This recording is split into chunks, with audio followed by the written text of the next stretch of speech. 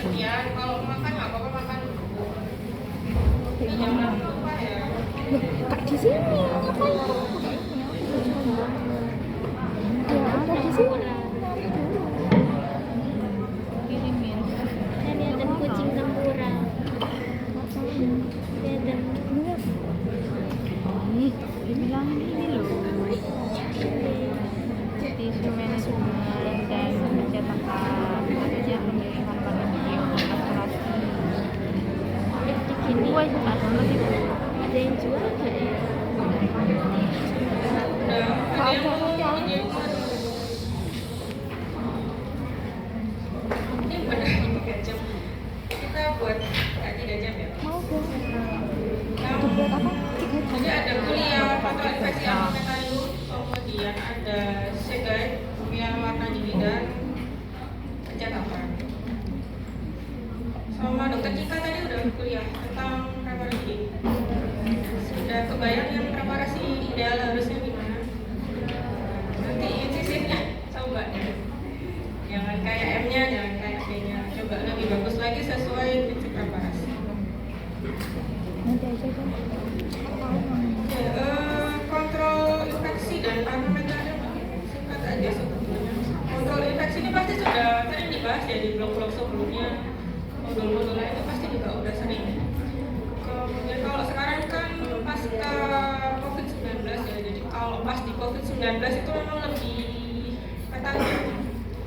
Sudah yang pakai level APD level 3, yang macam-macam seperti itu. Kalau sekarang mungkin sudah menurun, nggak seketat itu lagi. Tapi karena kita pernah merasakan yang seperti itu, jadi kalau sekarang tuh lebih ketat dibanding sebelum COVID.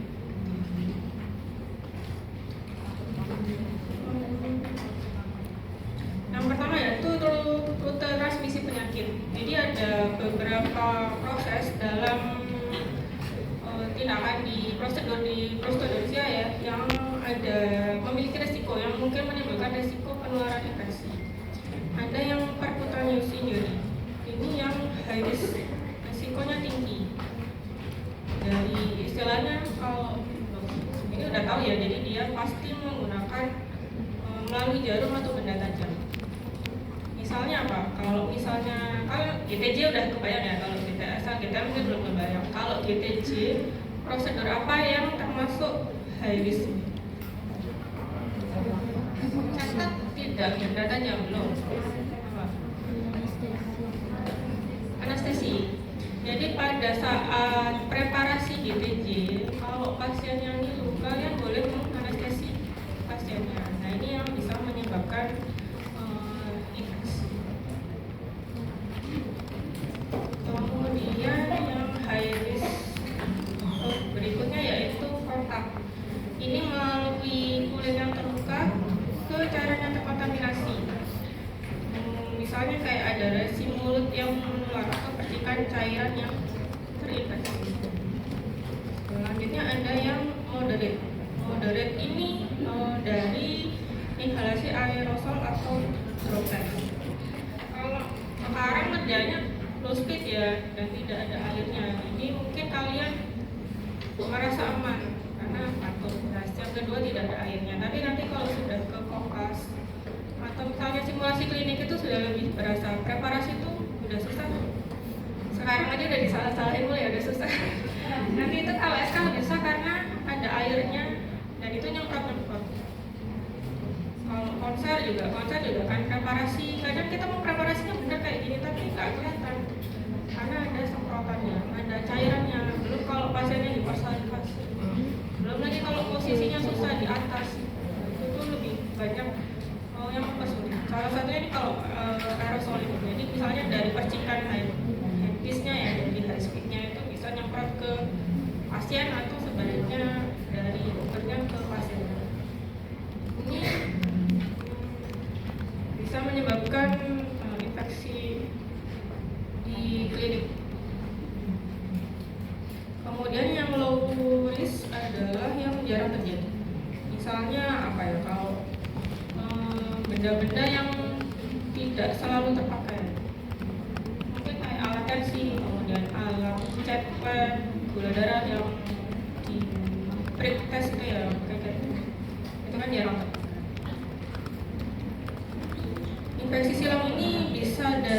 pasien yang memang sudah sakit ke pasien yang berada pada masa prodromal infeksi, dan juga ke yang orang sehat yang membawa agen infeksi. Jadi ini bisa mutar.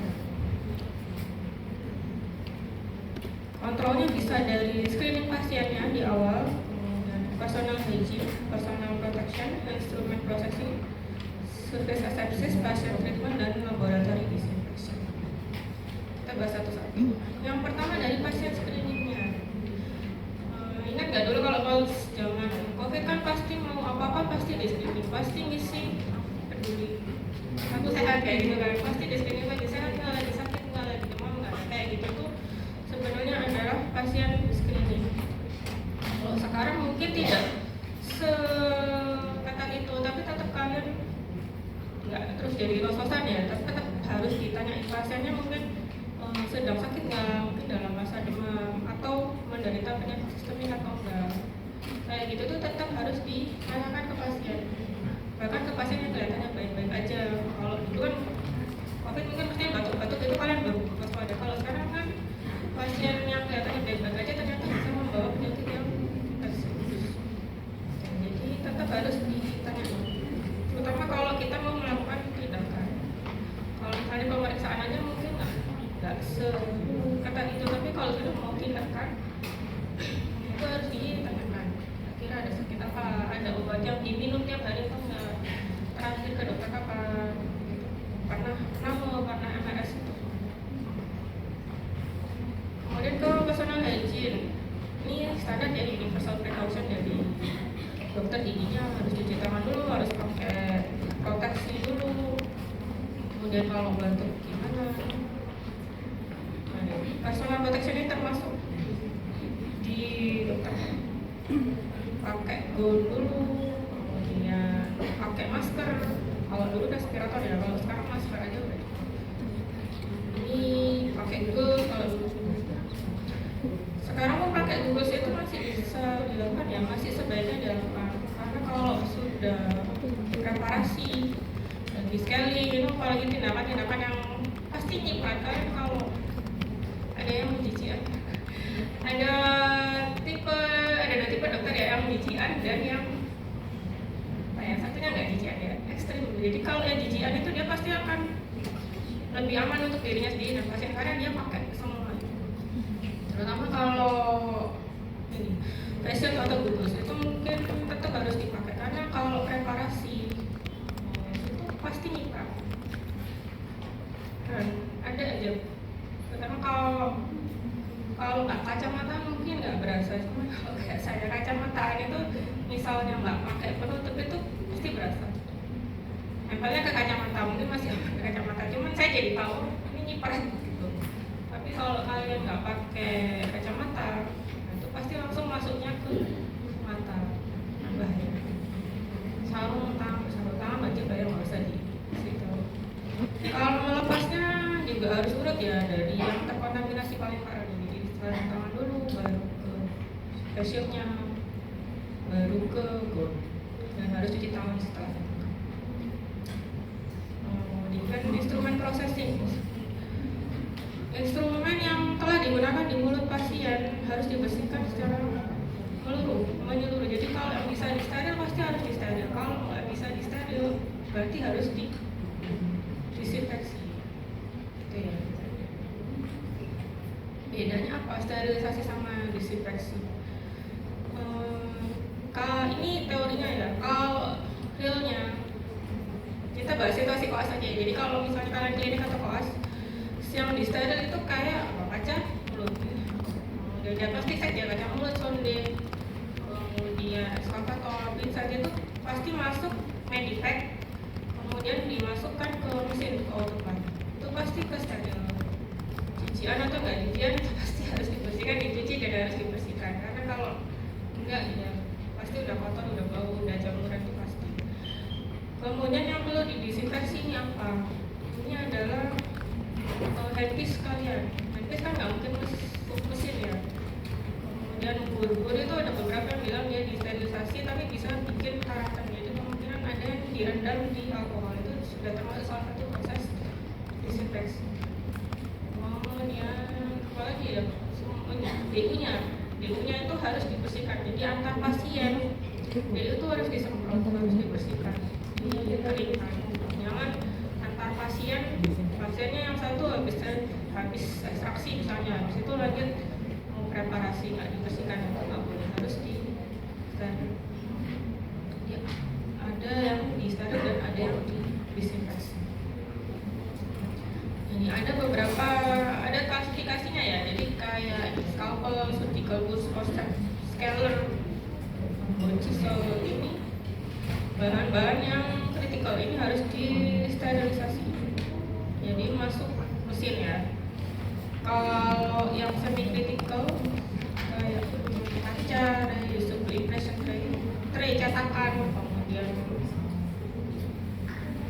cetakan bisa disteril juga sebetulnya. Paling kalau udah masuk ini harus disteril. Tapi kalau misalnya tidak applicable, misalnya tidak bisa disteril, boleh disinfeksi yang penting. Kalau non kritikal seperti X-ray, dia spektrometer, jadi tensian, nyaman pakeman, kemudian oximeter itu kan tidak menyentuh pasien, mukosa pasien secara langsung ya, itu bisa disinfeksi yang low level.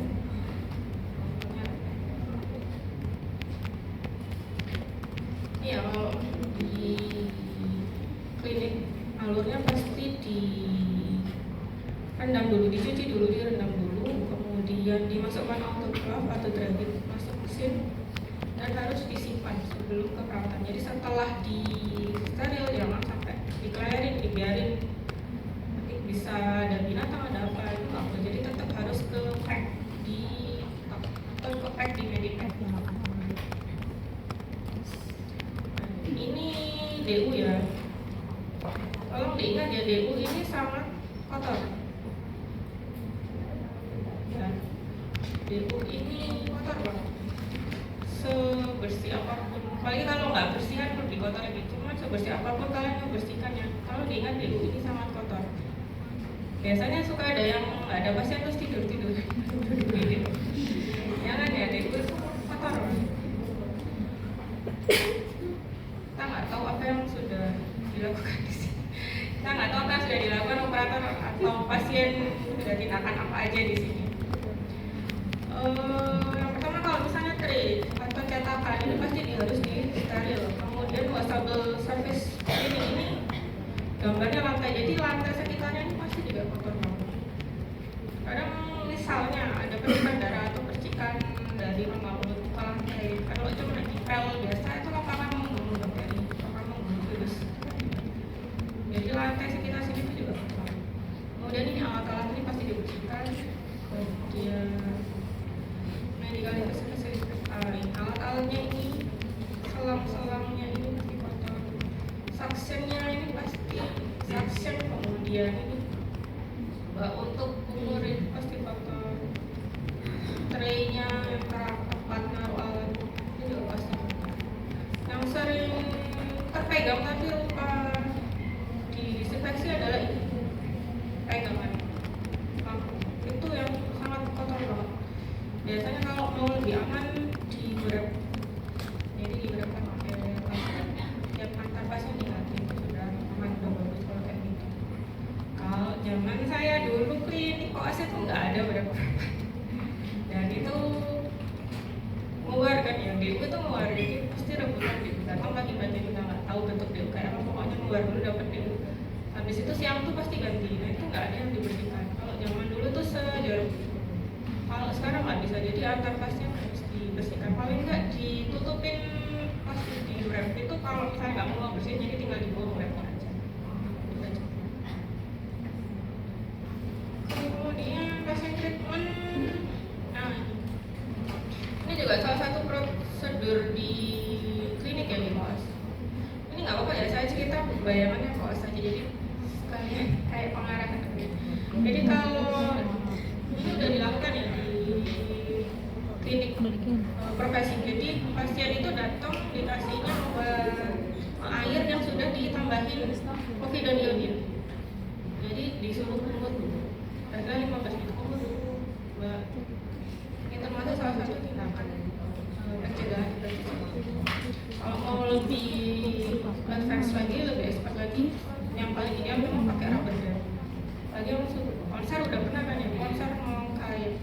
PSA tuh gold standard yang ideal banget itu pasti pakai Ramadan. Sama kalau misalnya terus tuh reparasi, kalau X minded banget memang pakai Ramadan, cuman costnya lebih tinggi pasti, kesulitannya lebih tinggi. Masa Ramadan itu nggak gampang dan harganya ke pasien pasti lebih mahal. Kalau kita sementara belum pakai koas, belum ada. Hadisi versi atau cetakan ini sama ya sebetulnya kayak di BPS Alkalian. Intinya apa? Intinya kalau cetakan yang hidropolit yang kayak agar kayak aljinan, kenapa kok nggak boleh direndam lama-lama? Ya, dia membakar, dia nyerap air. Kalau kalian rendam terlalu lama, dia akan berubah di sini. Jadi tidak boleh direndam terlalu lama, disinfeksi secukupnya aja sesuai aturan, habis itu dikeringkan dan dilakukan pengisian.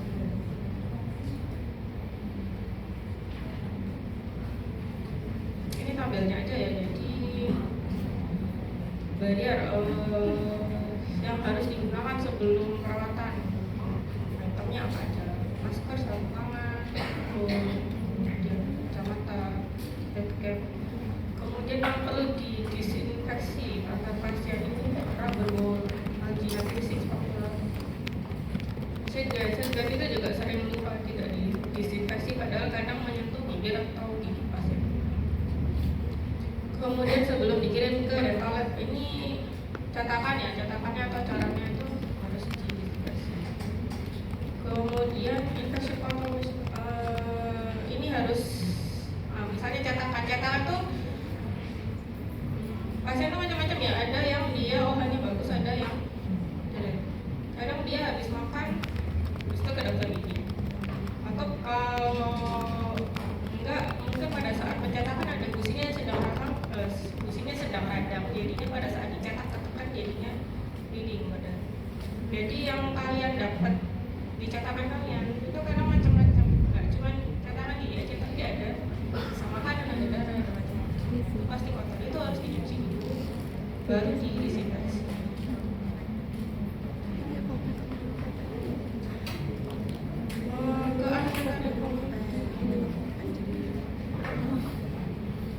Yang pertama yaitu dental dentist. Yang sedang dipakai sekarang adalah low speed. Sudah pernah merasakan yang high speed belum? Nanti SK ya dicoba high speed. Kalau misalnya sekarang kerja ngerasa low speed, kalau lama banget sih preparasinya, nanti coba high speed. Jadinya cepet banget. Dan kalau sekarang aja udah overprep, gimana nih kayak gitu ya. Jadi low speed aja overprep, hati ya nanti pegang high speed habis ini. Hati-hati. Kalau low speed kadang itu panas nggak coba? Itu adalah kekurangannya low speed. Dia panas. Kalau ke operator aja panas, apalagi ke pasiennya. Kalian megangnya aja panas ya, ke pasien itu pasti juga nggak nyaman kan? Apalagi kalau misalnya kondisinya sedang radang atau preparasinya dalam gitu sampai dekat pulpa, pasti sakit. Ini yang dulu kita endo. Hospit ada yang ada kontra endo, ada yang straight ini sudah pernah pakai di IM. Kalian punyanya yang tengah aja? Dua-duanya punya. Sesat kan dia punya? Enggak selalu. Tapi punya dua-duanya. Yang kiri belum pernah pakai. IM enggak pernah. Nanti dipakai ya di belakang. Jadi kalau yang ini masuk ke intraoral, bisa dipakai di intraoral pasien. Kalau yang ini lebih ke lab. Jadi kalau misalnya bikin akrilik, mau merapikan pinggar akriliknya, mau pakai laser, kita pakai yang sebelah kiri di bawah 12. Kantor pakai di sini. Nah, speednya harganya jelas lebih mahal ya. Kalau mau nyicil, boleh nyicil di sekarang. Nanti SK belum berapa? 13. Simulasi klinik saya minta bawa speed ya. Biasanya preparasi pakai kantong tapi kan HSP. Karena nanti sebelum masuk kelas HSP-nya yang portfolio yang lubangnya 4 kan. Jadi HSP itu macam-macam ya, ada yang lubangnya 2, ada yang lubangnya 3, lubangnya 4. Nanti coba konfirmasi ke atau tanya kating di paling apa. Seingat saya yang dipakai di sini yang lubangnya 4. Jadi beli yang bisa sekalian dipakai sampai koas. Kalau mau beli, kalau mau pinjam silakan mulai ngecicip, mulai cari pinjam. Kalau HSP ini lebih cepet banget, tapi dia nggak panas. Bosnya jadi lebih awet, pasien lebih nyaman, operasi bekerja lebih enak. HSP handlingnya harus lebih bagus ya kalau sudah pegang HSP. Jadi kalian guys, aktifnya itu pasti udah salahnya udah jadinya udah banyak. Tapi lebih stabil. Kalau sekarang ada yang kerja merasa low speednya getar, nggak enak, nggak center. Kalau pakai HSP dia lebih stabil, lebih nggak goyang. Nah ini kalau diingat ya, ada shape, ada neck, ada head. Yang berubah-ubah adalah headnya. Ini secara umum istilahnya round. Jadi kalau kalian suka ditanyakan pakai bur apa, pakai round apa, round bur kayak gitu. Jadi ngomongnya tuh harus lengkap, round and tapered. Karena tapered itu menentukan jenis. Kalau ini inverted ya, inverted kayak tapered gitu. Jadi dia mengecil. Kemudian ada V-shape, ada straight fissure, ada tapered. Jadi round and tapered atau flat and tapered. Bilangnya menyebutkannya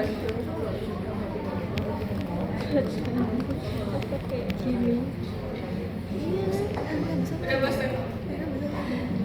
Kuliah dari pagi.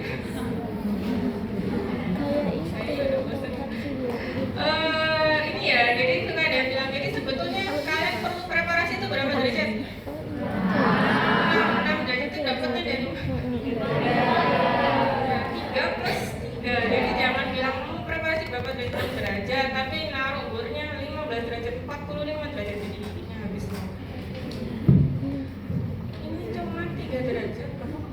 Cuma 3 derajat. Jadi naruh bornya nggak usah dimiring-miringin. Kenapa kok pada miring semua?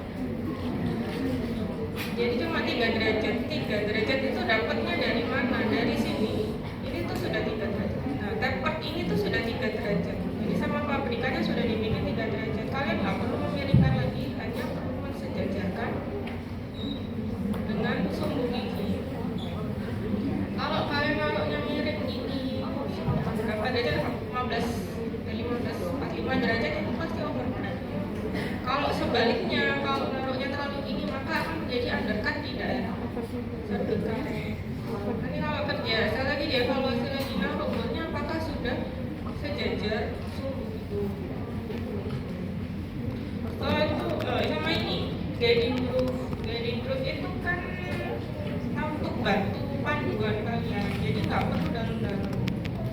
Meskipun tulisannya 2 mili, 1 mili, 1,5 mili itu misalkan ya, kalau misalnya 1,5 mili seberapa sih? Kadang ada yang pakai probe itu bisa oke, tapi ada yang bikin pakai sonde terus digaris, ditandai, ternyata pas dicek nggak 1 mili, 2 mili, kan jadinya tambah. Jadi paling nggak itu setengah dari diameter bur. Tapi burnya jangan yang gede ya, burnya macam-macam kok, ada yang diameternya besar, ada yang diameternya kecil. Jadi yang kecil aja itu setengah diameter bur itu sudah cukup. Jadi cuma tak udah, nggak usah.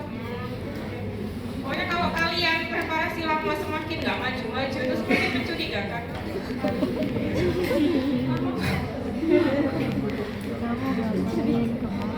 Datang-datang udah saya tinggal ini apa, nggak bisa dibenerin, suruh ngepasi lagi tambah. Jadi nggak usah lama-lama, tunjukin aja dulu, nanti biar dapat feedback. Kalian bisa benerin lagi. Kalau kalian benerin sendiri habis. Kita kayaknya Lama gitu kan.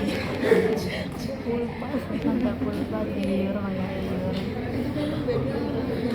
Ini udah jelas ya ada rock ada flat end. Kalau yang kecil ke ujungnya taper, flat end, taper, round end, taper. Kemudian sebetulnya ada round end, taper, finishing, ada flat end, taper, finishing. Jadi khusus finishingnya sesuai. Tapi yang dipakai kalian nggak pakai ya? Finishingnya universal, bisa dipakai yang mana aja karena finishingnya nggak ngabisin. Bukan. Kemudian ada small football, flame, taper, torpedo ini ujungnya apa? Short needle, long needle-nya kadang tidak terlalu long. Kalau long needle-nya kurang long, coba nanti cari lagi yang lebih long. Nah, agak pendek jadi nggak lama kerjanya. Kalau terlalu pendek dia susah membebaskan. Apalagi posterior. Oh mungkin ini kalau yang pendek itu untuk ini posterior. Tapi kalau kependekan itu nggak enak. Makanya kalau misalnya kerasa kependekan mungkin kalau untuk kaos perlu beli yang kita ke preparasi ya. Makanya saya sudah bilang bahan restorasi itu bisa full metal, bisa all metal, bisa all porcelain, bisa PFM, bisa akrilik. Yang pertama full metal crown. Biasanya pada gigi posterior ya, mungkin antara kamu kasih full metal. Kecuali ini tahun 70-an yang depannya pakai gigi emas. Kan sekarang sudah nggak bisa. Jadi full metal ini hanya di gigi posterior dengan beberapa kondisi tertentu.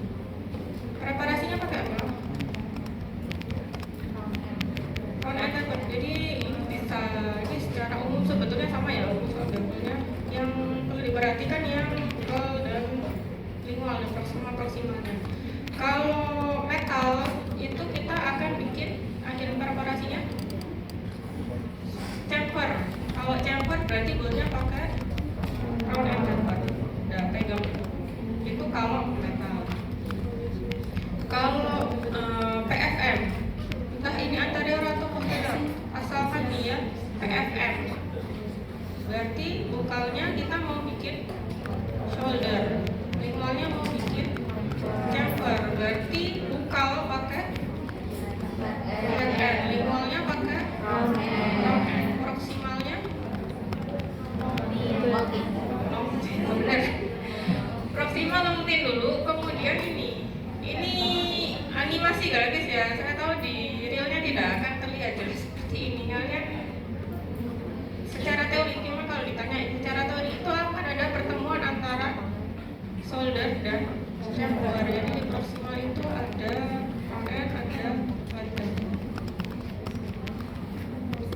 Sama posterior juga gitu. Di proksimal akan ada pertemuan antara chamfer dan shoulder. Jadi kalau ditanyain kalau di proksimal kapan kita pakai flat end-nya? Flat end-nya di kalau di proksimal kapan kamu pakai flat end? Nah, misioka kalau kita mau bikin setengah proksimal yang ke arah jangan bingung aku di dalam. All ceramic, kalau all ceramic berarti semua ajaran preparasinya adalah chamfer apa shoulder?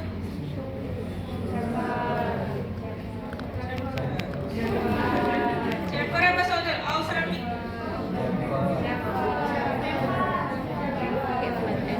Chamfer itu kalau all metal. Kalau all ceramic itu shoulder. Kalau PFM ada shouldernya sama ada chamfernya. Makanya kalau all ceramic akhirannya adalah shoulder semua. Depan belakang. Lingual proksimal semua adalah shoulder. Maka yang dipakai bolnya adalah flat end. Ini sebetulnya kuliah saya intinya cuma nanti ujiannya itu pertanyaannya akan ada vignette dibolak-balik. Intinya saya akan nanya kamu pakai bolnya apa shoulder, mau pakai flat end tapak atau round end tapak atau berapa. Tapi soalnya kayak gitu. Jadi diingat-ingat ya kapan pakai. Dilihat soalnya itu yang bahan restorasinya itu yang akan digunakan itu apa. Harus tahu mau bikin akhiran preparasi apa dan pakai mata bur apa. soalnya dibolak-balik dibelok-belokin, jangan bingung masa galau. Sudah. Ada yang mau ditanyakan?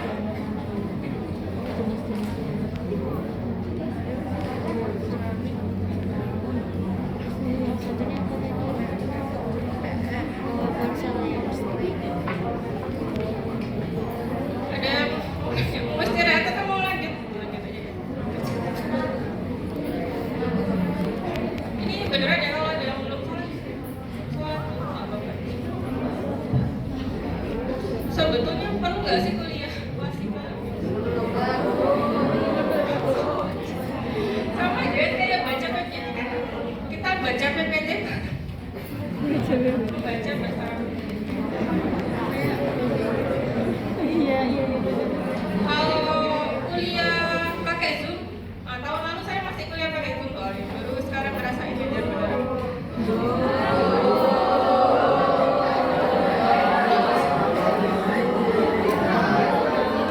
Kalau Zoom itu beneran bisa ditinggal tidur. Kalau pas kuliah ini bisa tinggal tidur tapi pas.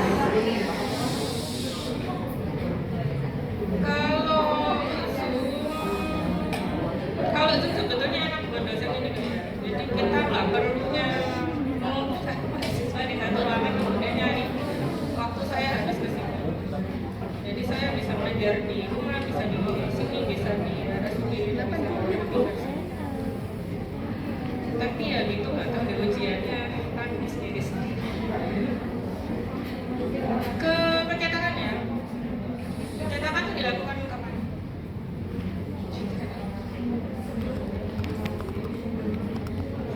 Sesudah melakukan preparasi sebelum pembuatan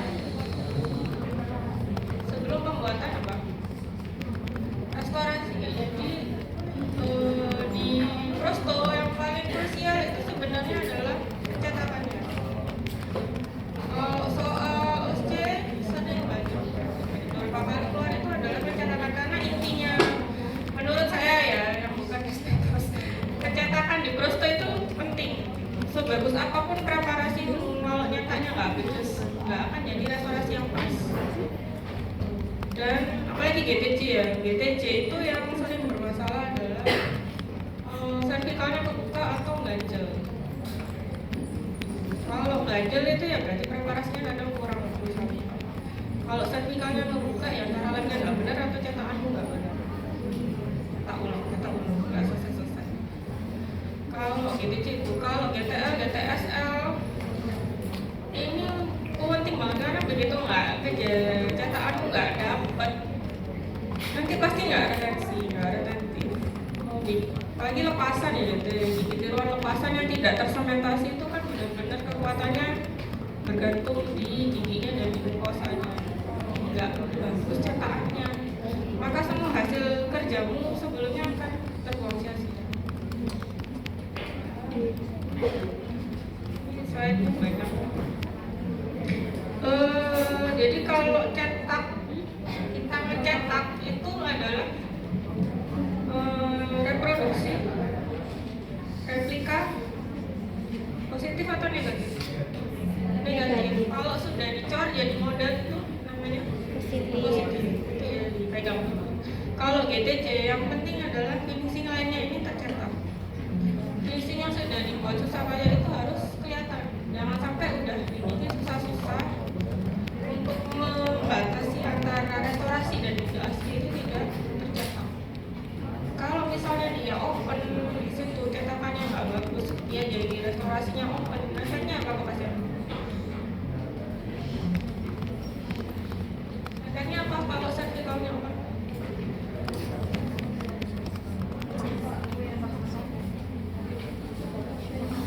Kenapa? Apa?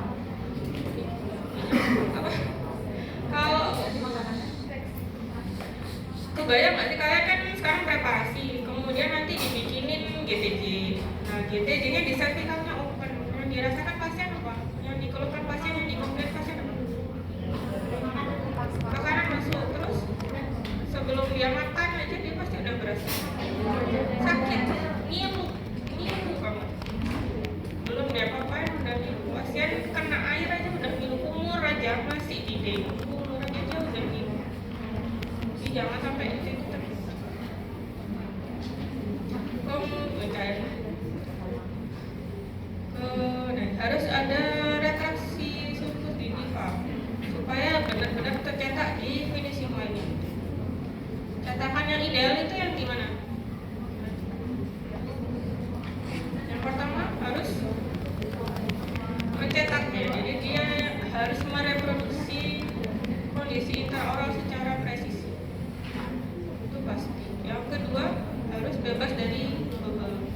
dari film kayaknya ada.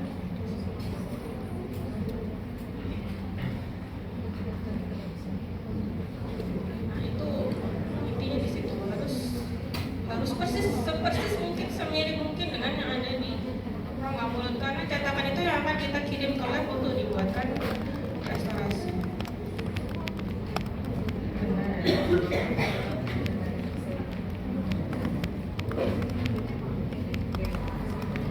Kalau GTJ, kalian kebayang nggak kemarin preparasi GTJ cervicalnya pada rusak nggak? Gingiva itu gingiva replika, gingivanya itu pada rusak kan? Yang rusak ke pipinya. Biasanya kalau preparasinya over terlalu ke cervical itu akan kena ke gingivanya. Nah itu kan kalau kayak gitu itu akan susah dilakukan pencetakan karena dia bleeding terus.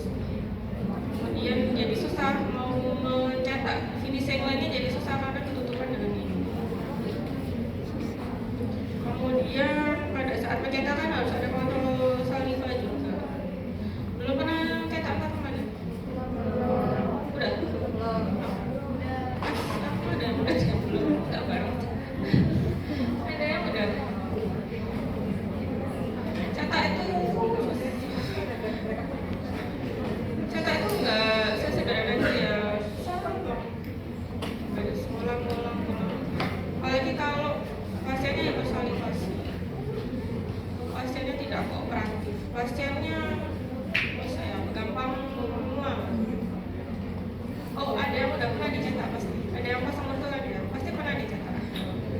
Gimana mual kan ya, dikasih alginat dimasukin mulut itu mual. Jadi handling alginatnya itu harus bagus, mengarahkan alginatnya itu harus pas. Kalau nggak pasiennya bukan.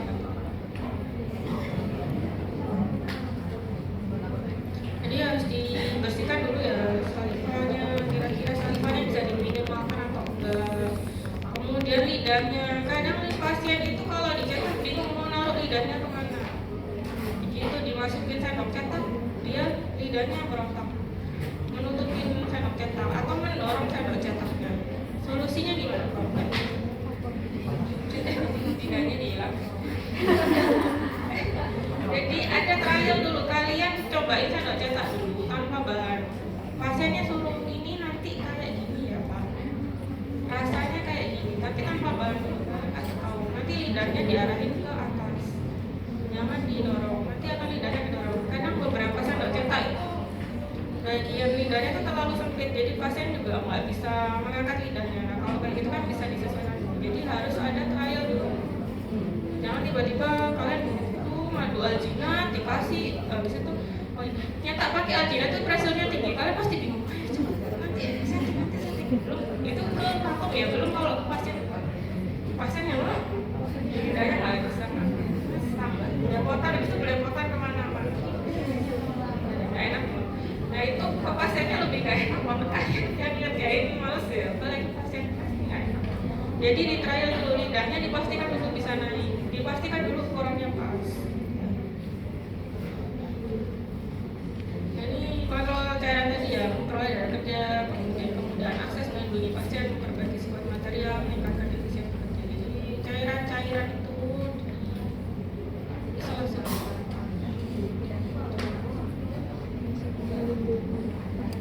Ini metode isolasi saliva ya, jadi bisa dikasih rubber, dikasih suction, kemudian dikasih obat atau dikasih penyerap nanti tenggorokan. Kalau misalnya pakai obat-obatan hati-hati ya, terutama dengan pasien-pasien dengan kondisi sistemik. Kalau ke ada yang dua ini kan ya, saya juga baru tahu. Yang ini itu ternyata high volume evakuator. Jadi dia kalau volumenya besar, cairan yang dikeluarkan besar, maksudnya pakai yang ujungnya kayak gini, yang lubangnya gede. Kalau yang biasanya yang kecil itu, yang biasanya dipakai yang ujungnya ini, itu yang saliva ejector.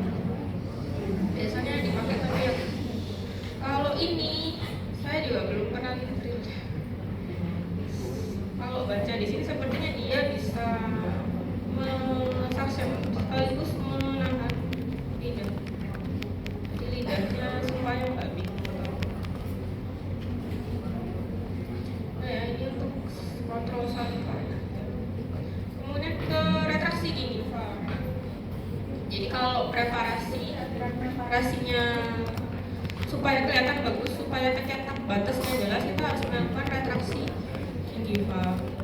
Pada kondisi yang ekstrim harus dilakukan retrosurgery, jadi di outer. Kalau gingivanya hiperplasi, gingivanya naik. Teknik retraksi ada 3 ya secara teori, pakai mekanikal, chemico-mechanical, dan pembedahan. Yang sering dipakai adalah yang mekanikal, jadi pakai benang retraksi. Sudah pernah tahu benang retraksi kan? Udah sebelumnya ada? Belum. Nanti ya pas pencetakan di blok 11 nanti nggak tahu kan berapa kalian akan dikasih benang retraksi biar tahu bentukannya kayak apa. Harusnya nanti akan dibasahi bahan kimia. Kalau di realnya di pasien, tapi karena kita masih azal nanti dibasahinya pakai air aja. Nah, retraksi sulcus gingiva itu digunakan dengan meletakkan benang retraksi. Bisa pakai cairan, pakai bahan kimia, atau bisa yang tidak dibasahi. Tapi biasanya lebih efektif kalau dibasahi. Jadi dikasih bahan kimia supaya gingivanya tuh lebih menurut lebih cepat turunnya dan gak cepat kembali. Nah, tapi ini cepat ya, ternyata cuma 30 detik. Jadi setelah benangnya dicabut, kalian harus cepat melakukan pencetakan, karena kalau nggak nanti dia segera balik. Jangan benang retraksinya ditinggal habis itu dicetak. Ya, itu juga jadi ada beberapa obat-obatan, ada aluminium chloride, ferric sulfate, bisa pakai epinefrin, kadang pakai cairan anestesi karena mengandung epinefrin. Tapi hati-hati ya, pada pasien-pasien ini kontraindikasi. Jadi balik lagi ke tadi seleksi pasien, screening pasien, ditanya dulu pasiennya ada sakit nggak, ada bawaan. Bahan kimianya banyak, juga masih bahan kimia. Nah, ini tekniknya.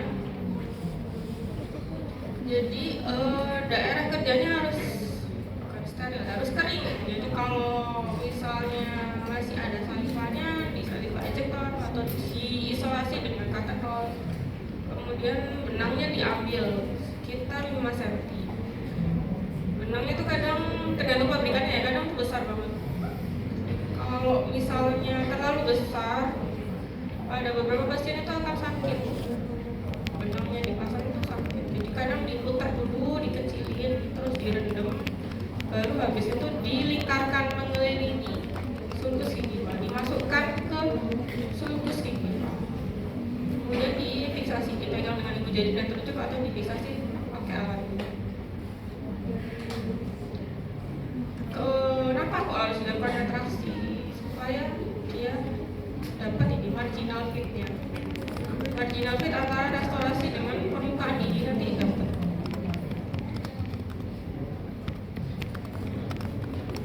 Ya, ini bahan-bahannya aja.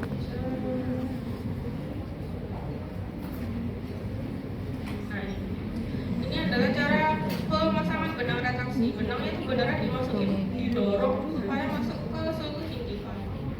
Di media udah ada kan, ada yang ada atas gingiva, ada atasnya atas gingiva, gingiva. Jadi ada gingiva yang dia tidak menempel ke permukaan gigi. Jadi sulcus gingiva itu dimasukkan ke situ, didorongkan ke situ. Naruhnya harus miringnya kayak gini. Kalau didorongnya kamu ke arah ini, ke arah masangnya, dia akan gampang lepas, gampang copot. Jadi harus dimasukkan dari sini, pelan-pelan didorong. Ya. Terus ini bahan-bahan retraksinya aja. Ekspasil ini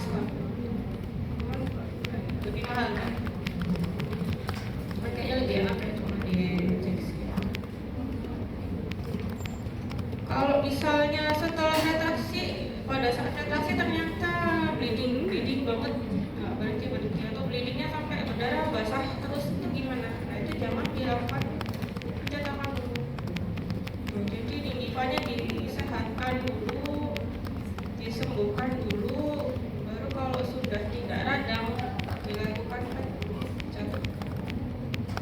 Karena percuma kalau tidak bagus, nanti cetakannya juga nggak bagus.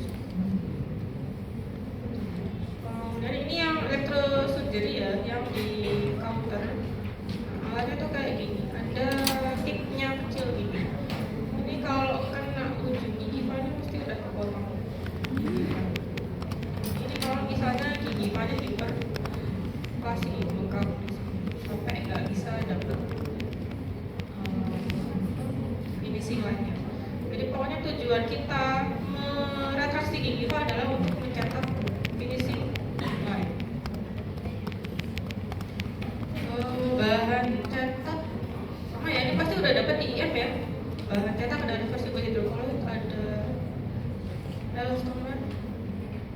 Sifat bahan cetak yang ideal ini kayaknya juga sudah ada di IM, tinggal dihafalin lagi aja. Macam-macamnya. Ini dari textbook ya, tidak berwarna.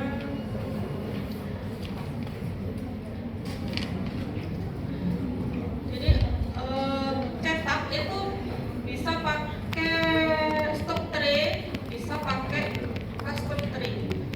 Stock tray itu apa? Cetak yang udah ada ukurannya. Kalau yang plastik biasanya SML. Kalau saya prefer pakai yang metal itu ya, 1, 2, 3. Lebih enak yang itu, karena bisa ditekuk-tekuk. Kalau yang plastik lebih susah. Itu yang stock tray. Selain stock tray ada juga yang custom tray. Custom tray itu proses pembuatannya itu pasiennya dicetak biasa, habis itu dibikinkan kirim ke lab, nanti sama labnya itu akan dibikinkan custom tray dari bahan biasanya pakai resin akrilik pure, nanti akan dibikinkan sendok cetak yang memang sesuai ukurannya dengan pasien. Kemudian baru dicetak lagi yang lebih detail. Jadi cetaknya 2 kali. Kalau di GTC sebetulnya nggak perlu pakai custom tray. Custom tray ini atau individual tray ini dipakainya kalau GTSL dan GTL. Iya, jadi ini adalah cetakan biasa, hasil cetakan coran yang biasa yang pakai alkitab. Kemudian ditandai, dikasih bahan di atasnya, kemudian sampai curing ya, sampai selesai tercuring, habis itu dia sudah jadi. Jadi ukurannya ini dia akan kepres persis dengan ukuran rahang pasien, dengan ukuran gigi pasien. Setelah itu dicetakin lagi pasien. Kenapa kok cetaknya perlu 2 kali? Karena kita perlu detail yang lebih bagus lagi. Bahannya yang dipakai juga beda. Kalau ini cetak biasa ini pakai alginat aja. Nanti kalau custom tray atau individual tray ini kita cetak lagi pakai elastomer. Ingat ya, elastomer sama alginat lebih detail mana bahasa cetakan? Cetaknya memang 2 kali. Dan ini bentukan dari individual tray atau custom tray. Jadinya kayak harus dicek ya, dia harus melebar 3-5 mili dari satu kali gaman. Jadi ini hilang lebih gigi banyak. Nggak boleh kasar, nggak boleh tajam. Impression making, tahap pencetakan. Ini untuk GTC ya. Nanti kalau GTL beda. Jadi yang dipakai, yang diajarkan di kita adalah yang one step kombinasi antibody dan light body. Pencetakan ini kalau kalian browsing di itu banyak banget tekniknya, tergantung bahannya. Bahan juga terus berkembang. Cuman yang sementara kita ajarkan yang antibody light body. Jadi yang pertama, sendok cetak itu harus dicobakan untuk ngecek kita mau pakai sendok cetak yang nomor berapa. Setelah itu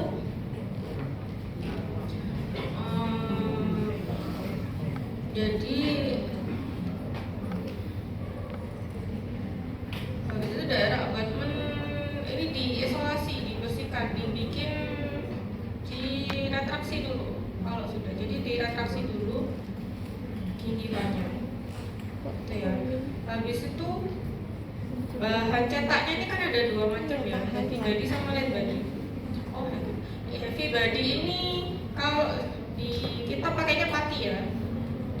Sama orang IM kemarin saya di mana. Jadi kalau yang diaduk pakai tangan itu namanya pati. Heavy body itu sama injeksian gitu, sama kayak light body tapi lebih kental lagi. Jadi yang kita pakai adalah kombinasi pati dan light body. Jadi patinya disiapkan sendiri, light body-nya disiapkan sendiri. Kemudian setelah selesai retraksi gigivannya itu dibuka. Sambil ada yang siap-siap mengerjakan mixingnya. Dan mixingnya ini harus bareng. Kemarin ada koas yang mengerjakan, dia ngaduk pati, habis itu patinya ditungguin baru ngaduk light body-nya. Nggak boleh ya kayak gitu, udah keburu setting. Jadi harus barengan, ada yang ngaduk patinya, ada yang ngaduk light body-nya. Jadi yang dipasang di sendok cetak yang pertama adalah yang patinya dulu. Jadi patinya ditaruh dulu di sendok cetaknya. Setelah itu dikasih yang light body. Dicetak.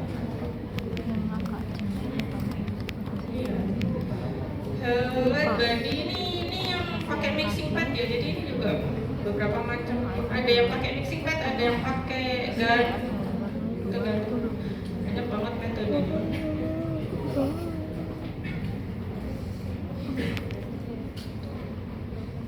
Kalau automix ini karena perkembangan bahannya, ada yang udah langsung jadi satu, langsung dicetakin. Jadi macam-macam teknik. Kalau sudah selesai cetak, kalian harus cek dulu ada bubble-nya nggak, ada bentuknya nggak, udah kecetak semua nggak, finishing lainnya kecetak atau enggak.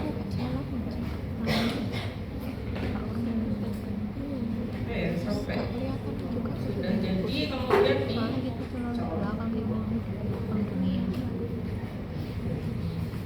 selanjutnya disinfeksi seperti yang tadi ya. Kemudian saya sudah pernah diajarin posisi pasien dan operator nggak pada saat mencetak? Belum ada cetak. Nah, saya minta volunteer 4 orang.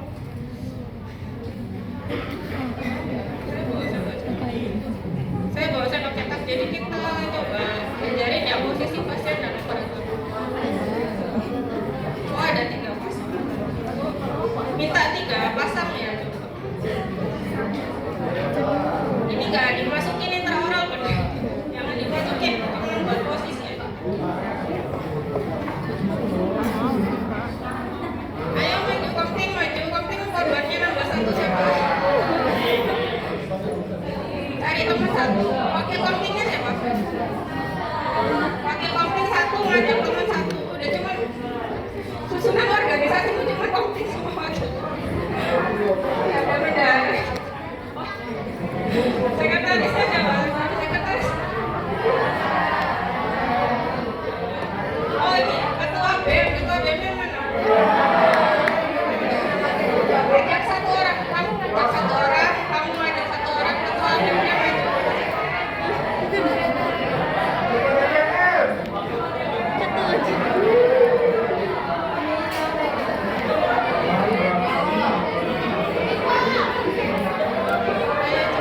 Mau cepet pulang apa enggak?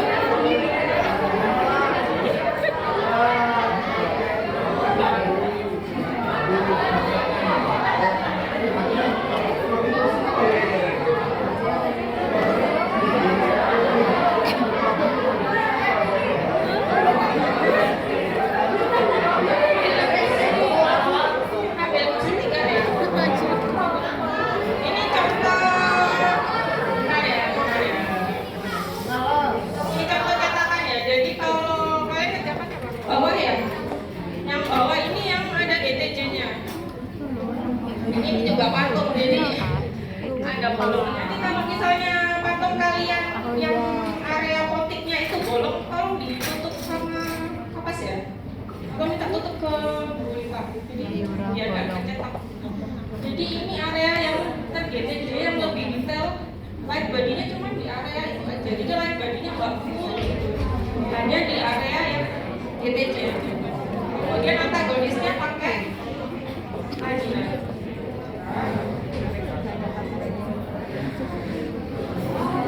Ini salah satu video ini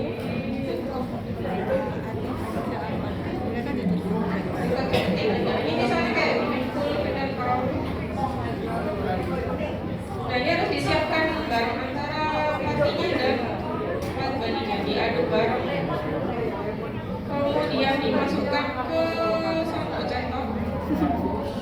Nah ini ya mixingnya harus bareng, ini note ya, ini penting banget. Nggak ada yang tiba-tiba mixingnya satu-satu.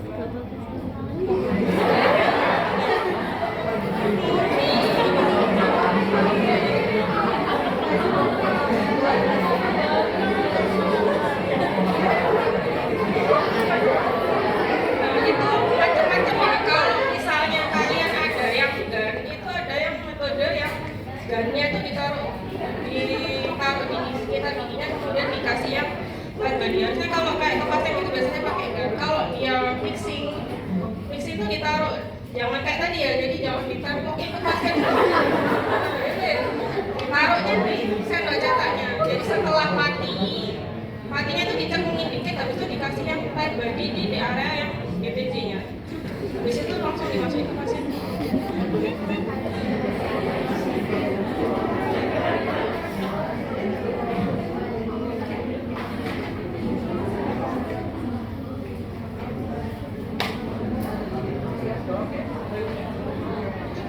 Ini adalah video mini cutting kalian yang zaman pandemi.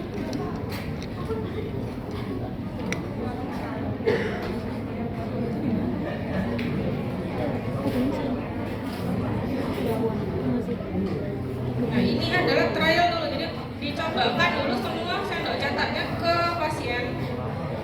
Setelah itu lihat posisinya ya, pada saat memasukkan dia dari depan dulu. Setelah masuk baru pindah ke belakang, lihat tangannya. Jadi difiksasi dulu tangan kanan dan tangan kiri. Tunggu sampai setting. Kalau rahang bawah hanya dari depan aja, kemudian difiksasi sampai setting. Itu ya. Jadi kita sudah dapat 3 korban. Yang mau jadi pasien siapa yang menjadi operator? Jadi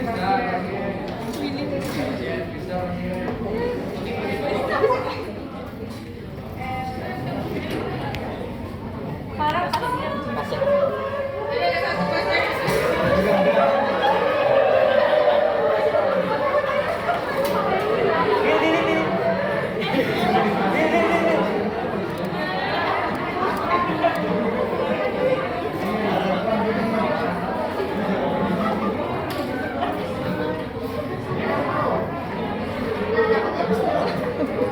Lu bisa duduk. Operator ini ya. Yang pertama adalah di trial, nggak boleh dimasukin. Beberapa satu. Nugrah. Belum bawa pas. Saya. Ayo maju satu. Ayo cepet biar cepet. Nil ayo.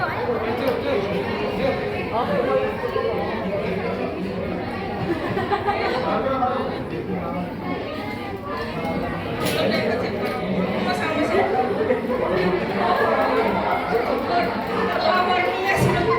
Lapor nih ya sih. Kabar nih. Kalian udah pemegang jabatan tertinggi ya, yang maju lama banget sih. Kabar nih. Sini Pak. Giliran operasi aja nih. Wakil ya.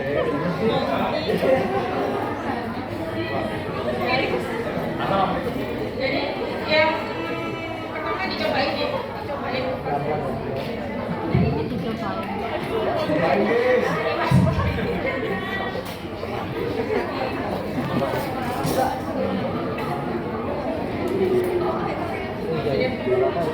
Kita pada ini. Kemudian posisi kalau setinggi apa operator? Tinggi. Kalau orang bos tinggi. Jadi kalau di DU pasiennya nilai turun dikali.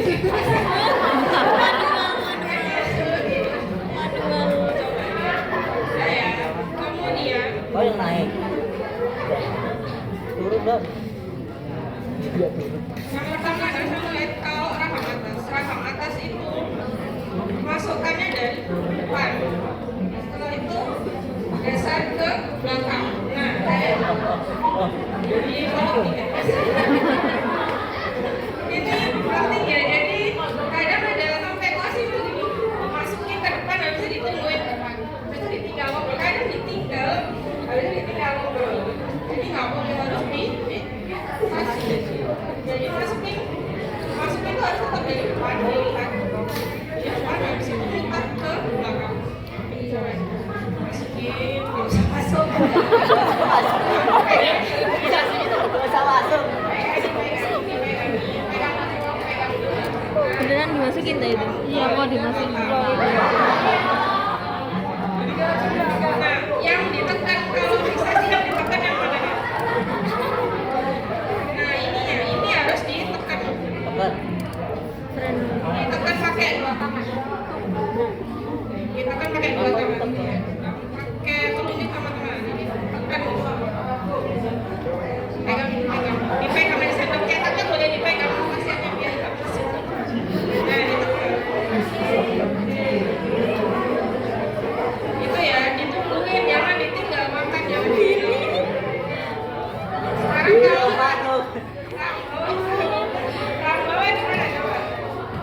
Kalau bawah masukinnya dari depan aja, fiksasinya di depan, jadi nggak perlu dipeluk lagi, jangan saya. Nah, yang penting kalau bawah adalah fiksasinya harus. Jadi pegangannya tuh di sini ya. Kalian megang pakai jari telunjuk sama jari tengah ini sampai ke belakang. Ini harus masuk. Jadi misalnya ini buat pasien ini harus tahan. Dipegang sini. Jangan dipegang handle-nya doang. Kalau pegang handle-nya doang ini nggak ketekan. Biasanya nggak ketekan. Dipegang pasien aja. Dari depan dipegang kemudian begini. Nah ini handle-nya ini di atas di sini.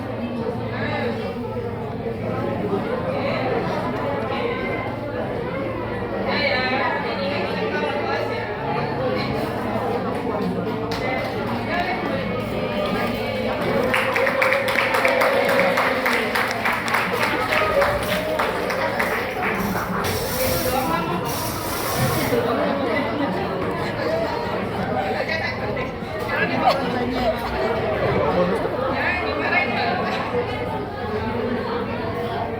Nanti ada lagi ya, Pak.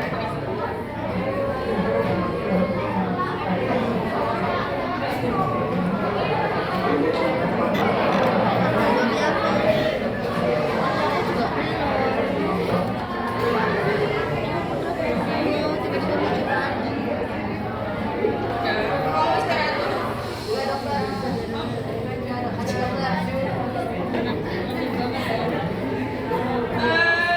Sebenarnya cetak sama set ganti itu kayaknya nggak dekat sama ya. Selanjutnya pemilihan warna gigi. Pemilihan warna gigi ini kalau sama saya kenapa jadi susah banget? Susah banget. Jadi ini jangan diulang ya. Saya tuh dulu GTJ-nya pada saat koas adalah gigi anterior. Tapi susahnya cari nggak tahu. Pokoknya nggak dapat aja posterior, dapatnya anterior dan kebetulan di ACC sama dosen saya waktu itu. Waktu set ganti itu kayaknya udah oke. Begitu jadi jadilah dipasangin saya kan belang. Nah itu tuh susah banget nyari warna gigi. Jadi banyak banget faktor yang mempengaruhi pasien dan itu tuh saya agak duluan itu agak sedihnya ya. Jadi kayaknya pasien itu kurang puas. Itu pasien kalau pasien pasti kita yang lain. Tapi kan ya ini nggak dapet kepuasan pribadi. Susah banget ya di sini. Jadi kadang udah oke, kadang belum oke. Jadi kadang kita harus justifikasi nanya ke teman kita. Ini udah oke belum, udah sama nggak? Nah kalau nggak sama teman mereka atau nanya ke pasiennya. Jadi kasih kaca pasiennya ini udah sama nggak? Berarti warnanya kayak ini. sudah dilakukan itu semua. Nggak tahu dari labnya tuh gimana, kok memang cahayanya waktu itu nggak sama, begitu sudah jadi kadang bisa beda. Dan ini kalau anterior ini vital banget, pasti kelihatan juga kalau nggak salah. Ini ya pasien jadi nggak puas kalau gitu. Tidak sama warna. Ini tahu warna aja sih. Ada yang suka fisika nggak dulu? Saya masuk fisika biar nggak, saya masuk ke teknik biar nggak belajar fisika. Sebetulnya prosta itu fisika banget. Jadi kalau ingat pelajaran SMA, kenapa kok kita bisa melihat cahaya? Ingat nggak? Karena ada kenapa kita bisa melihat warna? Karena ada cahaya. Kalau misalnya gelap, apakah ada merah, kuning, hijau?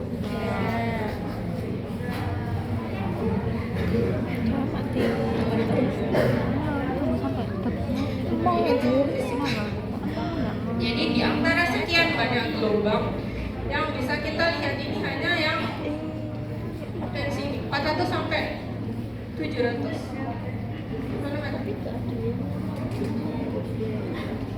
400 sampai 700 nanometer. Panjang gelombangnya hanya dari sekian banyak cahaya. Makanya kalau kita pakai mikroskop bisa matangin makanan, ternyata dia ada gelombang ini. Kemudian kita X-ray, kita radiologi, kita pakai TV, pakai radio, semuanya sebetulnya adalah gelombang. Bahkan di ruangan ini pasti banyak gelombang yang tidak terlihat, tapi kita hanya bisa melihat yang bisa diterjemahkan oleh mata.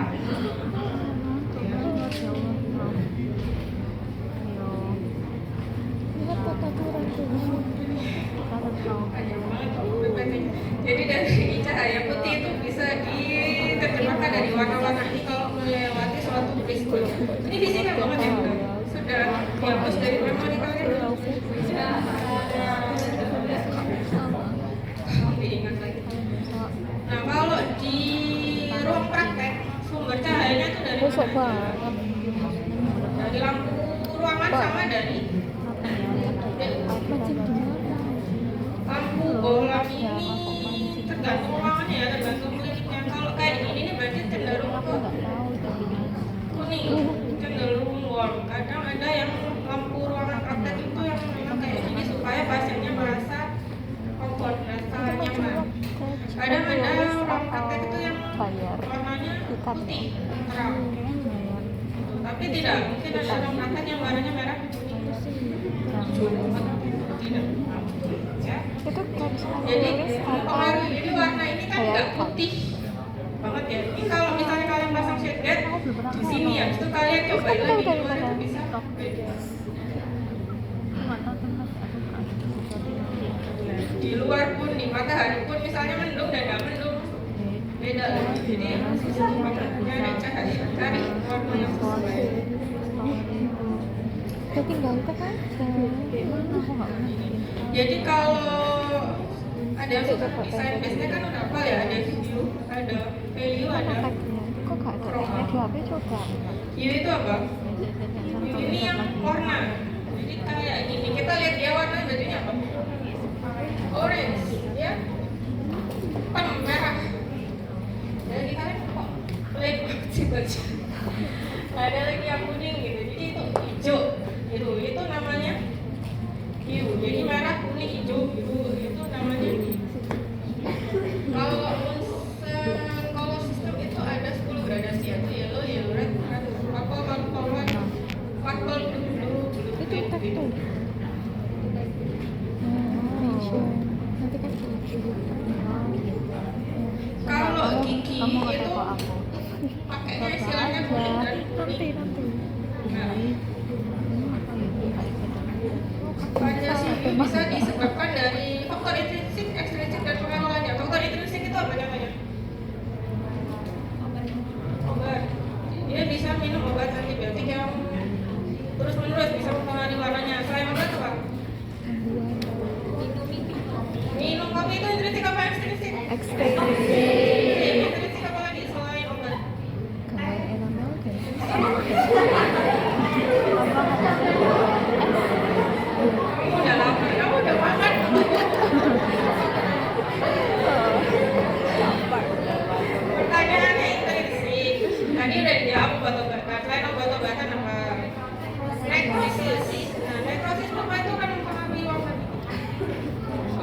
sih jelas ya. Ada yang suka merokok nggak? Nggak suka. Ada yang merokok atau enggak? Revina. Enggak lah. Nanti yang suka merokok kita akan bandingkan warnanya dengan yang cewek-cewek. Nanti kita coba, saya bawa sendiri, nanti ada warna-warna juga. Kita cek warna ininya ya.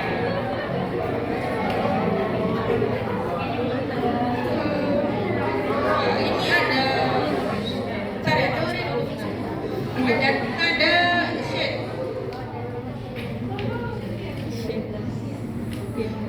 Kalau kalian nanti masuk konser, masuk prostotir sama shade ini penting ya. Jadi misalnya kalian mau bikin kayak tempatan komposit. Kadang ada yang suka liatin IG atau YouTube dokter gigi itu nggak sih? Kadang dikasih warna giginya. Kadang temannya visualnya diwarnai. Atau kalau misalnya kita bikin restorasi, kadang warna bagian dalamnya warna cervical, kemudian body sama itisnya juga dibeda-beda. Nah itu tuh sebetulnya main warna aja. Kalau kita bilangnya tint, itu berarti kita tambahin warna putih. Kalau kita kasih shade, itu berarti kita tambahin warna gelap, warna hitam. Jadi mau di tint, mau di shade aja. Kalau shade, kalau kalian ke shading pipi itu kalau di kita kalau di cewek kan dikasih gelap kan, coklat kan, kasih warnanya yang pasti jadi kuliah setingkat lebih gelap daripada warna kulit. Jadi kalau misalnya cowok nggak lebih. Jadi kalau susah banget sih makeup. Kalau misalnya pakai korektor itu kalian kan kadang suka main warna ya. Biasanya kalau ada yang merah ini apa itu kan kadang ada teorinya juga. Kalau menutupin blemish atau kemerahan kita pakai warna ini, nutupin jerawat pakai warna ini, nutupin noda pakai warna ini. Warna semua. Jadi yang jago makeup harusnya pintar banget masalah warna ini. Gitu ya. Jadi kita shading mau nirusin pipi dikasihnya yang lebih terang. Itu berarti kita shade. Itu ya. Oke.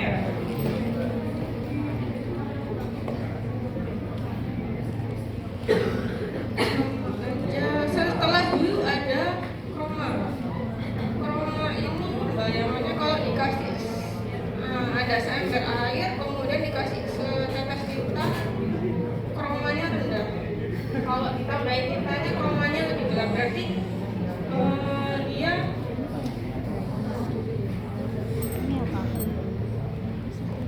chroma ini gelap terangnya. Ya, jadi kalau semakin dia gelap, semakin chromanya tinggi.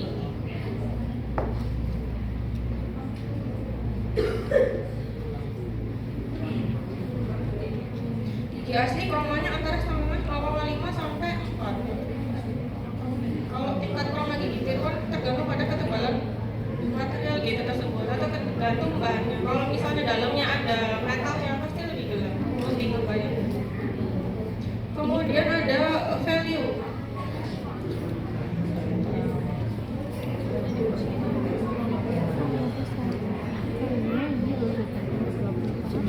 Value ini intensitasnya. Jadi dia merahnya merah terang atau merah gelap. Karena kalau nyari kerudung merahnya macam-macam. Merahnya mau yang merah terang, yang merah ngejreng atau merah gelap. Nah itu adalah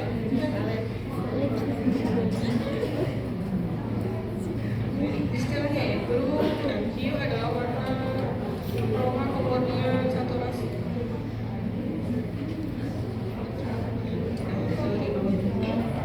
Nah kalau di kedokteran gigi ini kita harus pakai alat pengukur warna. Ada beberapa macam. Ada yang sudah pernah pakai striker fotometer untuk orang belum ada yang mau pakai. Nanti kalau misalnya kalian skripsi penelitian itu ada yang beberapa yang pakai spektrofotometer. Jadi spektrofotometer ini biasanya dipakai untuk penelitian. Jadi kita tembakkan cahaya, kemudian dianalisis perbedaannya setelah cahaya tersebut melewati suatu material. Spektrum itu. Kalau ini adalah spectro shade Pro. Jadi sudah ada alatnya sebetulnya untuk menentukan warna shaker. Ada vis spektroskopi, ini juga buat Berarti berat banget. Racun untuk boros ini. ini kalau yang pakai alat ini tadi ya, warnanya nanti akan Kemarin ngapain? Minggu kemarin minggunya apa nggak? biasanya kalau sudah digital ini kalian nanti jadwalnya pakai CAD ya. Jadi kalau misalnya secara manual bikin restorasi itu kan masuk ke lab, bikin porselen, dimasukkan lab. Nah, dimasukkan lab ini ada yang digital. Kalau yang baru itu kan digital. Jadi semua itu sudah terdigitalisasi, bahkan cetakan itu sudah bisa digital. Sampai warna shade-nya juga sudah.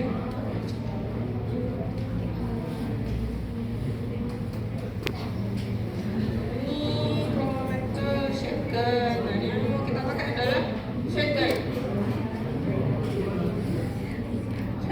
Ini adalah shade guide pita yang klasik. Jadi pita itu ada dua macam, ada yang klasik cuman sebaris ini aja, ada lagi yang 3D.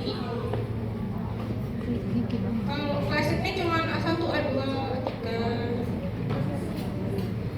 A1, A, B, C, D, A, B, C, D-nya ini menentukan tergantung pada hue-nya. Hue-nya merah kecoklatan, merah ke kuningan, ke abu-abuan atau merah ke abu-abuan. Jadi yang sebelah kiri ini kan A ya, A, B, C, D. D ini berarti merah ke abu-abuan. Jadi ada kelompok-kelompok warnanya. Ini beneran kalau mungkin bukan atau mungkin tidak sering melihat ini akan semua tampak sama, putih dan kuning. Nggak ada merah ke abu. Ini kurang sedikit. Kemudian ada pita yang 3D. Nah, ini bentuknya yang pita 3D. Kalau tadi pita klasik hanya sebaris 3D, ini dia ada barisannya ke belakang. Ini ada kelompoknya juga 1, 2, 3, 4, 5, kemudian ada LMR-nya. Kemudian ada angkanya lagi di bawah. Nah, angka pertama pada sheet adalah menunjukkan value. Kemudian kode hurufnya menunjukkan hue dan angka terakhir menunjukkan chroma. Jadi kalau hasil baca pita 3D masternya adalah 2L1,5, artinya value-nya 2, hue-nya kuning dan chromanya 1,5. Jadi L itu kuning, M itu pertengahan merah dan kuning, R adalah kemerahan. Iya, 1, 2, 3, 4, 5. Kemudian ada yang cuma M doang, ada yang LMR. Kemudian ini kalau ditarik di bawahnya itu ada angkanya lagi. Ini menunjukkan chromanya. Ini bersifat subjektif. Jadi bahkan di teorinya aja penentuan warna ini bersifat subjektif. Jadi antara kamu sama beda lihat. Jadi kamu nanyain, kamu ngecek warna terus nanya temenmu nanti beda lagi, nanya pasiennya beda lagi. Jadi memang susah itu.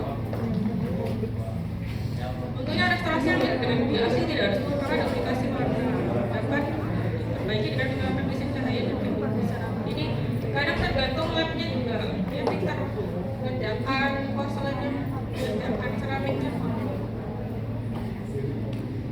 Nah, cara penggunaannya, pasien melihat pasien sejajar penglihatan sehingga digunakan retina sebagai panduan. Jadi kalau kalian berdiri pasiennya harus dinaikkan, kalau kalian mau duduk pasiennya harus sejajar diturunkan.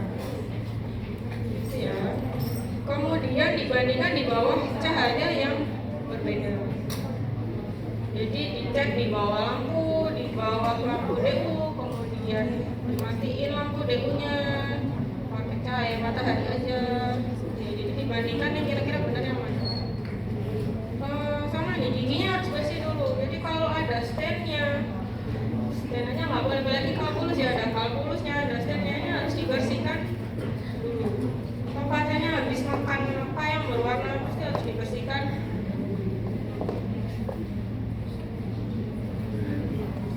Penyesuaian warna sebaiknya di awal kunjungan. Jadi kalau misalnya kondisinya sudah kering, kondisi intraoral sudah kering, warna itu juga akan beda.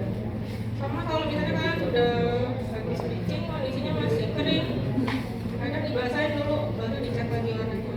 Jadi yang sebenarnya sesuai adalah kondisi warna pada saat giginya basah karena pasti akan tertutup salivum. Terus baju kayak gini nggak boleh ya. Yang lipstiknya merah banget, justru aku suka kurangi. Terus kalau kalian punya kretekan, jangan dicat warna merah jreng, ngejreng gitu ya. Itu kan mempengaruhi biar warna nanti di dalam praktek kayaknya oke, ini sudah sama warna nanti pasiennya pulang kamu ya yang sudah mau invest bikin praktek. Kemudian nggak boleh lama-lama, kalau kelamaan matanya udah sama, udah capek.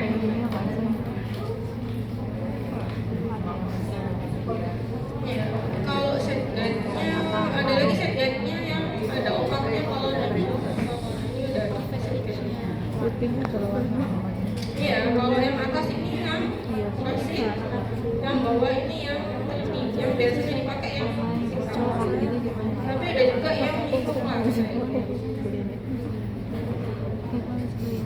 iya jadi kalau kita pakai shader itu ada yang insisal ada opak ada banyak ada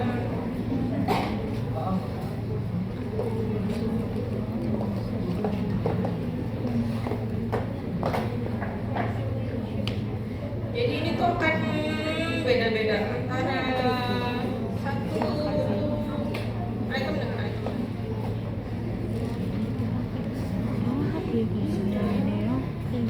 Oh ini, kontennya mempengaruhi volumenya warna. Jadi tadi udah disebutkan ya. Jadi kalau pasiennya suka merokok, pasiennya ngopi, pasiennya suka minum minuman yang berwarna, suka makan soto tiap hari, misalnya. Dia suka makan makanan yang kuning atau dia makan makanan yang harus yang merah pedas itu juga akan mempengaruhi warna. Kemudian tadi nekrosis pulpa itu pasti warnanya lebih gelap. Kemudian obat-obatan itu juga mempengaruhi. Kemudian usia, kalau seperti iring bertambahnya usia itu pasti lebih gelap juga. Jadi misalnya kita pasangin BTJ ke pasien umur 22 itu umur 50 mungkin si GTJ-nya ini terlihat lebih putih akan jadi terlihat lebih putih dibanding warna yang lain karena kalau porselen itu tidak menyerap warna ya dibandingkan komposit apalagi dibandingkan dengan akrilik lebih cepat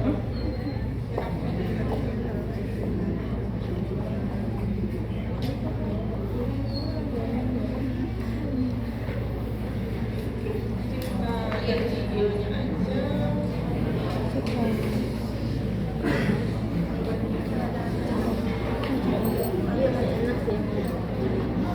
Sholat PPD pulang. Ini lebih mana kan? Jadi ini dari webnya kitanya sendiri.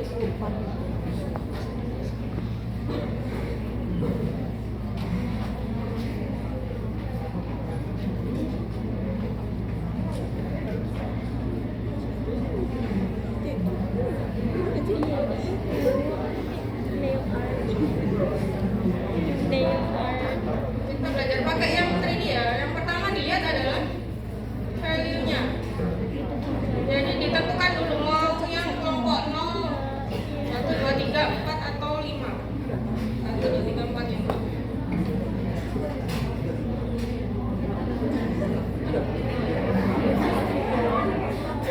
Setelah itu ditentukan kromanya. Diambil satu yang tengah, diambil yang M, kemudian ditentukan kromanya.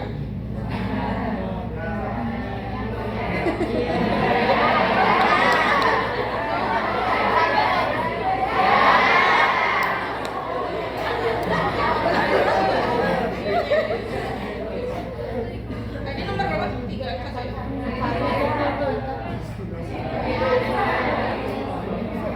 Mirip, sumpah itu mirip.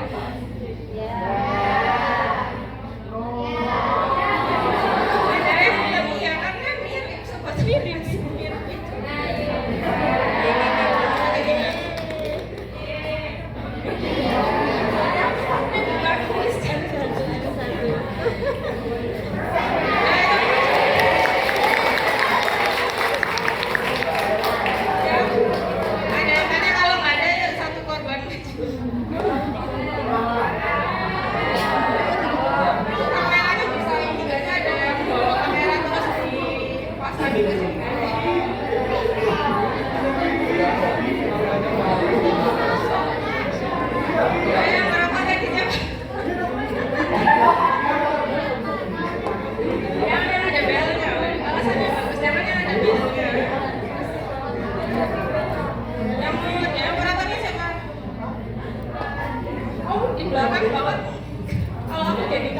dulu sampai di belakang ya.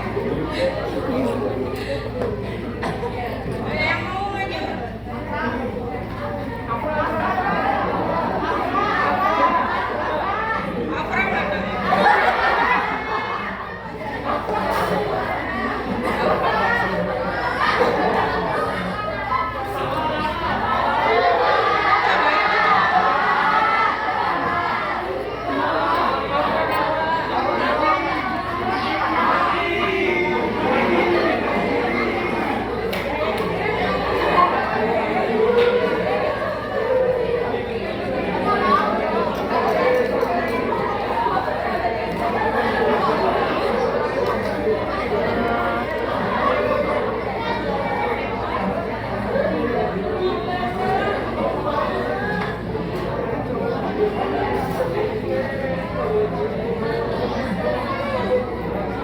Asar jam berapa?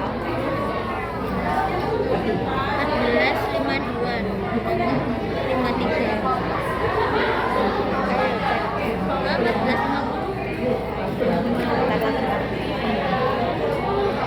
Udah azan kan?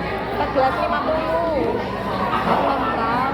Ya belum. Kan pasti ke bawah itu stand time. Terus belum wudhu. Pas dah. Benar mati. Mati tak matiin. Udah ya, udah cepet ya, udah cepet.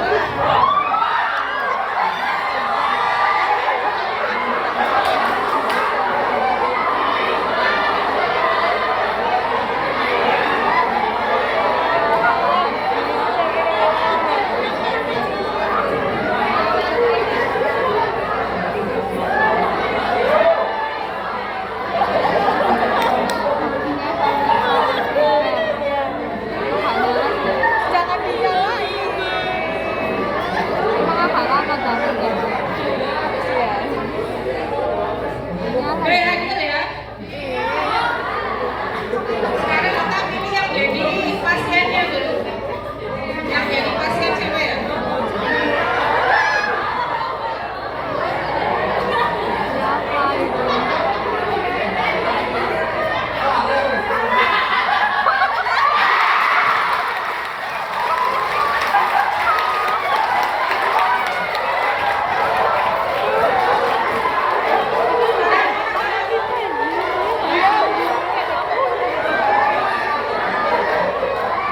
Oh, Farel. Nah, jangan. Jangan kasih apa itu. Pasien ya, pasien. Ya, jadi pasiennya.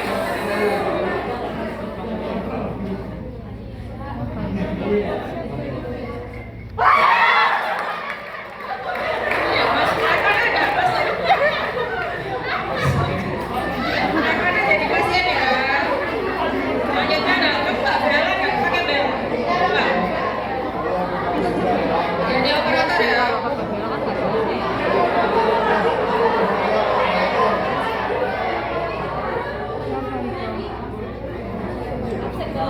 Cewek kok Sandrina. Masuk nggak? Sandrina mana?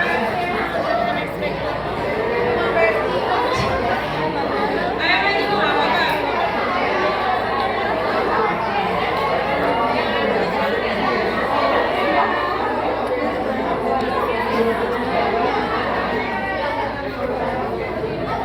Ayo maju. Ayo cepetan, biar cepet pulang.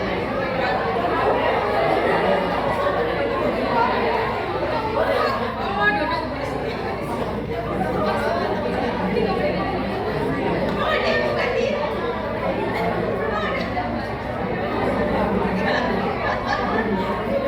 Kamu sini jangan dekat sini juga ya. Iya, yang kalau mau ya mulai dia. Yang pertama dilihat adalah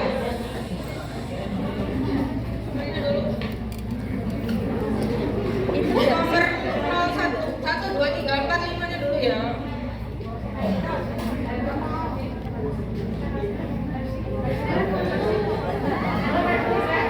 gak pakai lighting dah. Wah, itu flash. Value-nya dulu 1, 2, 3, 4 main. Yang dekat berarti ya nama ya. Kalau lebih dekat.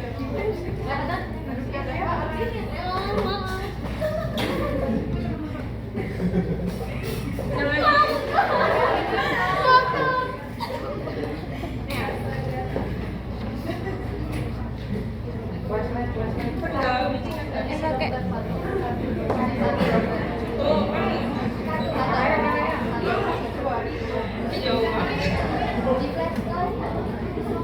Kenapa? nah. Oh, jauh.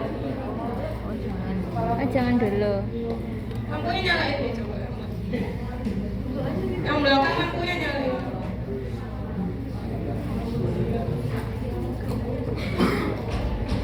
Nah. Satu dikit sih.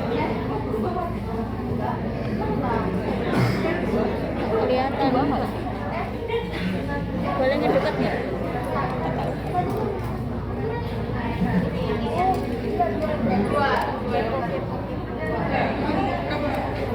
Kenapa happy sih?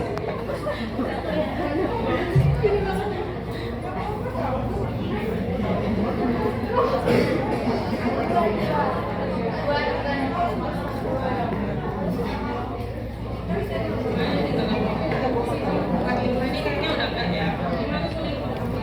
Jadi value-nya pakai nomor 2. Habis itu kita tentukan kromanya.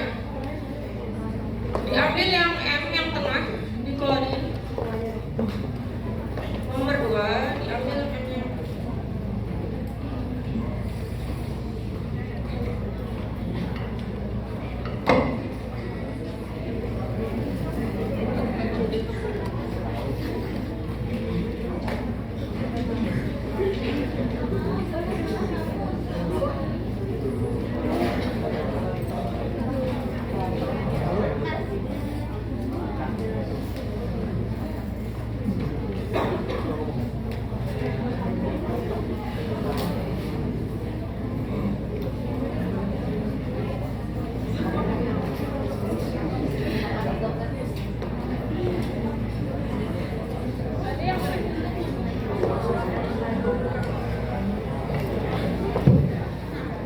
Yang L, M atau R? M. 2M1. Bisa digeser nih. Ya.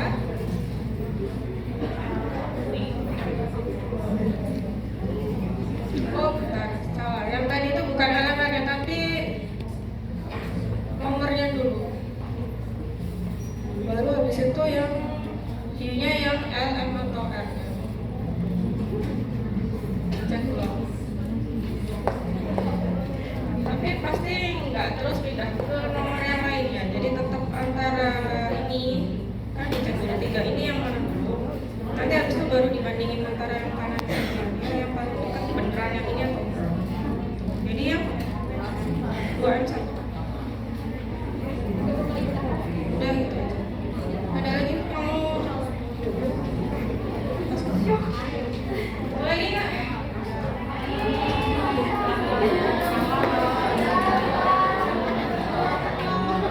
Hujan nggak di luar ini? Kalau hujan nggak boleh.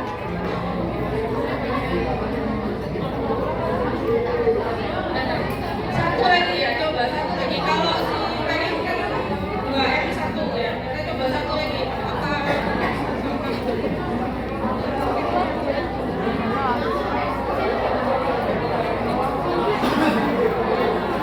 yang jadi pasiennya?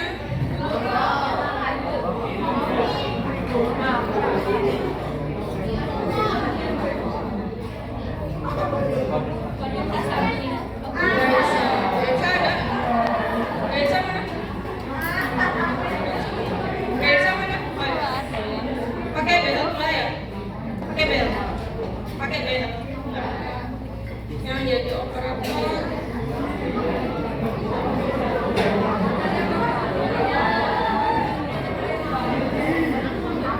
Kalau sama cewek-cewek biasanya sama aja.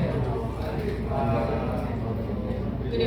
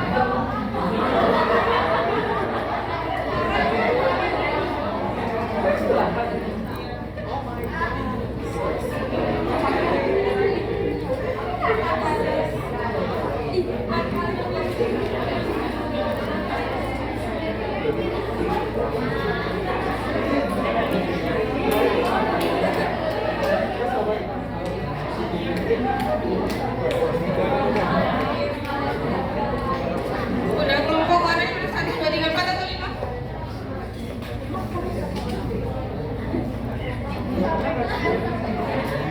Jangan pakai tes ya. Coba dibedain kalau pakai tes apa, kalau nggak pakai tes.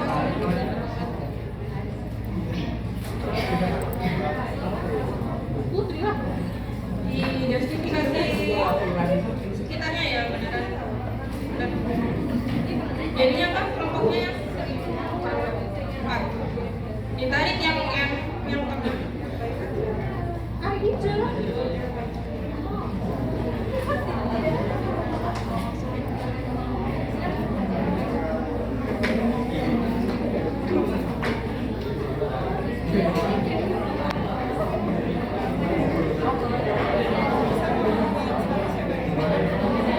Tengah dulu dicobain dikiringin, jajarin.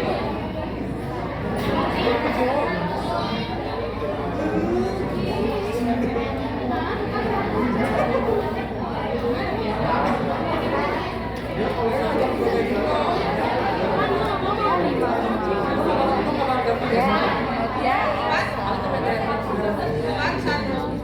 4L1. Coba kan udah dapat. Coba dibandingkan LMR-nya, jadi dicek lagi dia beneran 4L, beneran L atau M atau M.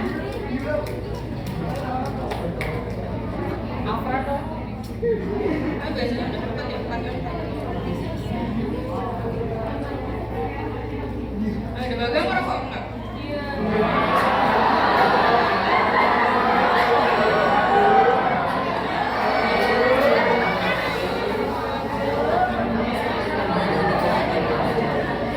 Enggak ya, ini kan nggak masuk. Saya nanya dong, bener nggak merokok tapi?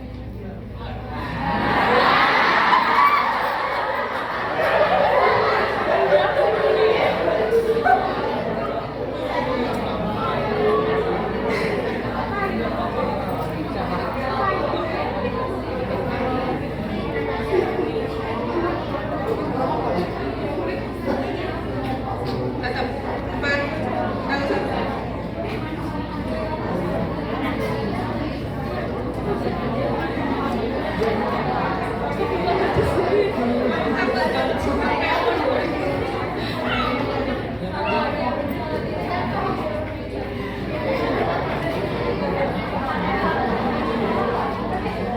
Balik. Ngapain di sini ya? Cuman nanti kalau ini kan kita bisa ngecek warna di sebelahnya. Cuman kalau misalnya kalian bikin DTL yang depannya hilang semua, kita ngecek warna itu bisa kita yang nentuin kan mau warna apa. Kadang pasien itu mintanya putih. Kalian harus mengedukasi pasiennya. Aku juga warna gigi yang ideal itu kan terlihat bukan ditentukan sama usia juga yang tadi sama warna kulit.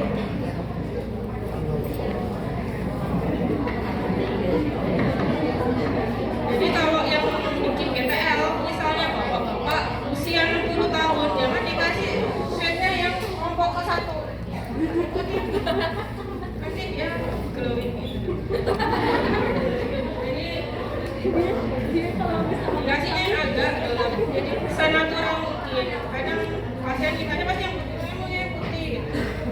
Tapi ya disesuaikan lah dengan warna kulit dan